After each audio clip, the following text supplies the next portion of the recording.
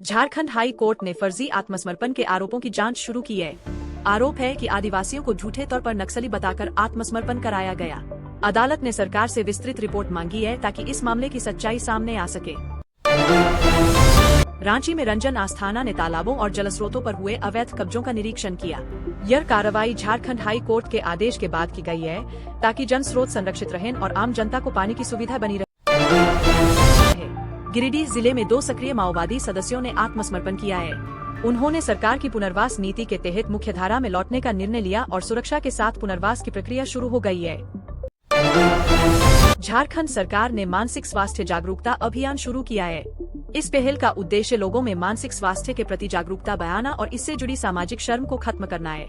मुख्यमंत्री हेमंत सोरेन ने शहीद पुलिसकर्मियों के बच्चों के लिए विशेष विद्यालय खोलने की घोषणा की है। इसका लक्ष्य शहीदों के परिवारों को सम्मान और बेहतर शिक्षा उपलब्ध कराना है।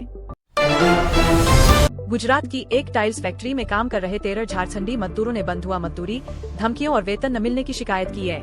मामला अब श्रम विभाग और स्थानीय प्रशासन के पास है।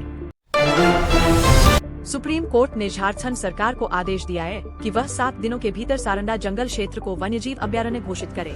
इसका मकसद अवैध खनन पर रोक लगाना और वन्य जीवन की सुरक्षा सुनिश्चित करना है। इस साल झारखंड में मानसून ने रिकॉर्ड तोड़ा है।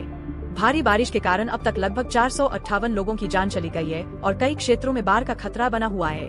बीजेपी ने झारखंड की राजनीति में बदलाव करते हुए आदित्य प्रसाद साहू को नया प्रदेश अध्यक्ष नियुक्त किया है। इससे संगठनात्मक पुनर्गठन और चुनावी तैयारियों की शुरुआत मानी जा रही है। घाटशिला विधानसभा उपचुनाव की तारीखें घोषित हो गई है। मतदान 11 नवंबर को और मतगणना 14 नवंबर को होगी, जिससे जिले की राजनीतिक स्थिति पर नजर रखी जा रही है। झारखंड सरकार ने नई शराब नीति लागू कर दी है। इसके तहत निजी कंपनियों को खुदरा शराब बिक्री का अधिकार दिया जाएगा, जिससे राज्य में उद्योग और व्यापार को बढ़ावा मिलेगा। राज्य सरकार ने मछली उत्पादन में झारखंड को देश का अग्रणी राज्य बनाने का लक्ष्य रखा है। नई नीतियों के तहत मछुआरों को आर्थिक सहायता और प्रशिक्षण मिलेगा। झारखंड देश का पहला राज्य बन गया है जिसने खनन पर्यटन की शुरुआत की है। अब आम लोग नियंत्रित क्षेत्रों में जाकर खदानों का दौरा कर सकेंगे। हाई कोर्ट ने सरकार से 500 से अधिक युवाओं के फर्जी आत्मसमर्पण मामलों पर रिपोर्ट मांगी है। इसका मकसद आदिवासी समुदाय के साथ हुए अन्याय की जांच करना है। पूर्व मंत्री और घाटशिला से विधायक रामदास सोरेन का निधन हो गया है। उनके निधन से राजनीतिक गलियारों में शोक की लहर दौड़ गई है। अगला झारखंड विधानसभा चुनाव वर्ष 2029 के अक्टूबर से नवंबर महीने में होने की संभावना है। राजनीतिक दलों ने अभी से रणनीति बनाना शुरू कर दिया है। राज्य के प्रवासी मजदूरों के शोषण के मामलों में वृद्धि हुई है।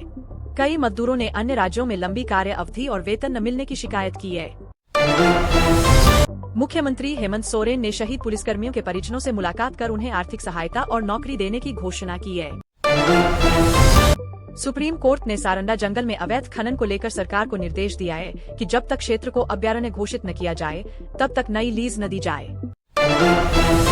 राज्य में औद्योगिक विकास को बढ़ावा देने के लिए सरकार ने खनन पर्यटन और औद्योगिक टूरिज्म को बढ़ावा देने की योजना बनाई है। कोयला कर्मचारियों के लिए खुशखबरी आई है। लगभग 72,000 कर्मचारियों को 1 लाख रुपए बोनस देने की घोषणा की गई है। बोकारो जिले में 42 हाथियों का झुंड देखा गया है, जिससे प्रशासन ने आसपास के गांवों में अलर्ट जारी किया है।